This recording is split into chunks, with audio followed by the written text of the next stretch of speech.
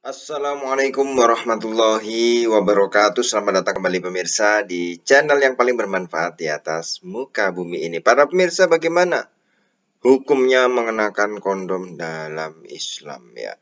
Jadi kita lihat para pemirsa, ini pertanyaan yang mungkin cukup banyak diulang ya. Tetapi kita akan lihat bagaimana para ulama mendefinisikan atau memberikan pendapat mereka tentang kondom ini ya. Nah, dalam agama Islam sendiri menganjurkan umatnya untuk memiliki keturunan yang banyak, baik itu kuantitas maupun kualitas. Sejak milih calon istri saja, Rasulullah Shallallahu Alaihi Wasallam mengisyaratkan untuk mendapatkan istri yang punya potensi untuk memiliki anak. Ya, nikahilah wanita yang banyak anaknya, karena aku berlomba dengan umat lainnya dalam banyaknya umat pada hari kiamat. Ya.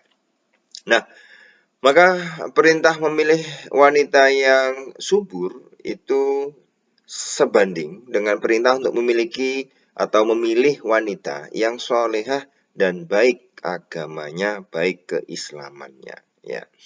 Nah, maka kita lihat kalau secara umum ya, ini kita belum berbicara tentang kondom tadi ya. Secara umum tentang sesuatu yang mencegah kehamilan, apabila memenuhi syarat dan alasan syar'i, hukumnya dibolehkan. Ya, itu ya, apakah sama dengan azl di zaman dulu ya, di zaman para sahabat? Kita nanti lihat dulu ya. Di antara syarat-syarat yang utama antara lain, yang pertama motivasi. Ya, motivasi bukan karena takut miskin, kelaparan, atau takut tidak kebagian rezeki, tidak. Ya. Nah, yang dipahami di sini adalah rasa takut yang seperti ini, ya, ya seperti tadi, kelaparan, takut miskin, tidak kebagian rezeki, bertentangan dengan iman kepada Allah dan sifatnya, yaitu sifat Ar-Razik, yang berarti Tuhan yang Maha memberi rezeki. Nah, yang dibenarkan adalah mencegah sementara kehamilan untuk mengatur jarak kelahiran itu sendiri.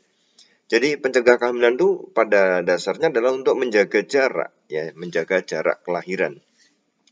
Nah, jeda waktu seperti ini mutlak diperlukan agar mendapat kualitas keturunan yang baik.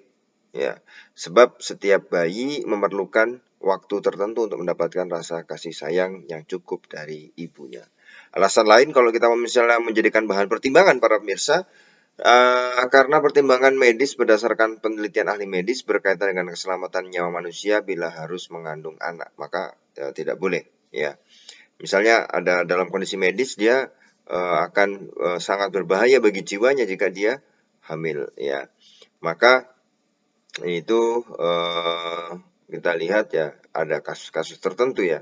Seorang wanita bila hamil bisa membayarkan nyawanya sendiri atau nyawa anak yang dikandungnya. Dengan demikian maka donor itu harus ditolak ya. Seorang wanita bila hamil bisa membahayakan nyawanya sendiri atau nyawa anak yang dikandungnya. Ya, mohon maaf tadi salah ya. Jadi kalau hamil itu bisa membahayakan nyawanya atau nyawa anak yang dikandungnya, maka boleh ya, motivasinya apa, latar belakangnya memakai pencegah kehamilan ya. Kalau di sini adalah kondom, yaitu tidak apa-apa kalau modelnya alasannya, reasonnya adalah seperti itu. Yang kedua, metode atau alat pencegah kehamilan. Nah, ya, kalau tadi memang untuk mengatur jarak kelahiran itu sebagai motivasinya melindungi si ibu dan melindungi si anak. Kalau ada satu kondisi tertentu, sakit dan lain-lain yang bisa membahayakan, maka harus dicegah supaya tidak hamil.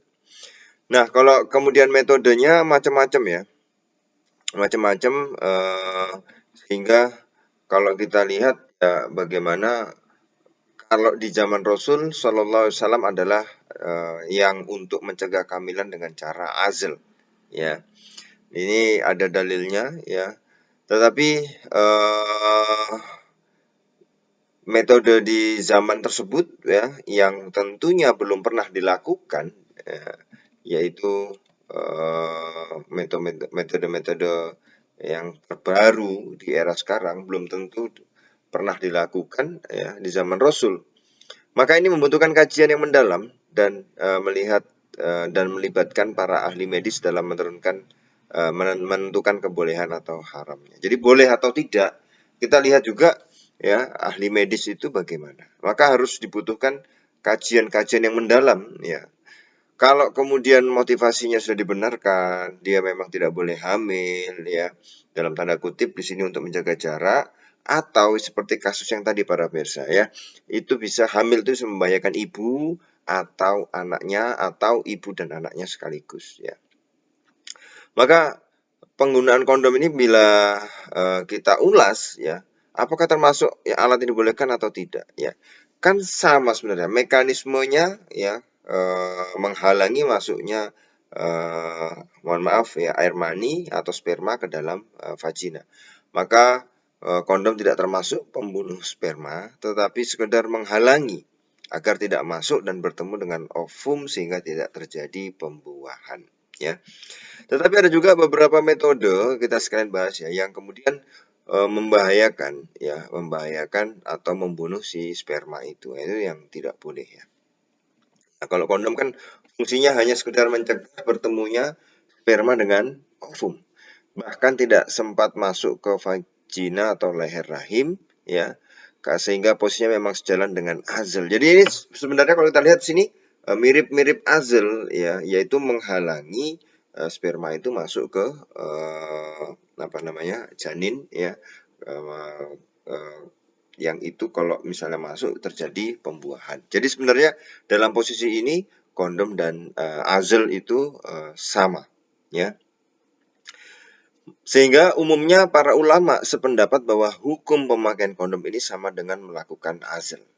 Tapi ya kalau kita lihat itu yang mayoritas pendapat ulama demikian. Tapi ada juga yang minoritas ya, yang tetap kekeh, tetap bersikeras ya mengharamkan azal ya, yang itu hadis-hadis yang membolehkannya bukan dipertentangkan namun dipermasalah. Oh, maksudnya hadis-hadis yang membolehkan azal, hadis-hadis yang membolehkan, kalau itu azal berarti hadis sebagai landasan bolehnya memakai kondom itu apa namanya kedudukan hadisnya itu yang justru dipertanyakan ya.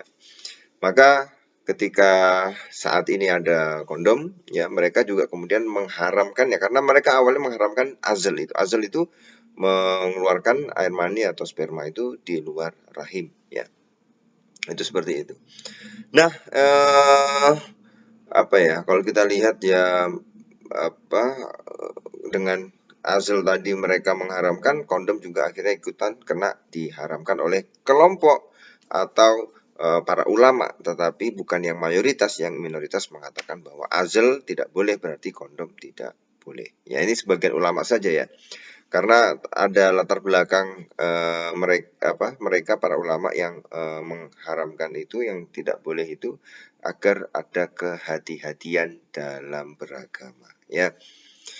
Nah, ini para pemirsa, jadi masih ada perdebatan, tetapi kalau yang mayoritas para ulama mengatakan membolehkan untuk menggunakan kondom, karena hampir sama saja dengan azal tadi ya. Azal tadi adalah konsepnya bagaimana sih, kita teliti dulu bahwa itu hanya menghalangi sperma masuk ke rahim ya. Jadi penggunaan kondom tidak apa-apa. Nanti mudah-mudahan ini bisa menambah wawasan kita supaya lebih tahu, karena ya mohon maaf ada beberapa orang yang mungkin tidak menyukai pendapat membolehkan kondom, ya silahkan, tetapi ya di sini ada landasan ilmiahnya, ada landasan hadisnya, dan mudah-mudahan ini juga bisa membuat kita lebih jeli, tidak asal menghakimi, tidak asal menjudge terhadap segala sesuatu. Terima kasih. Kita akan ketemu lagi di video selanjutnya. Wassalamualaikum warahmatullahi wabarakatuh.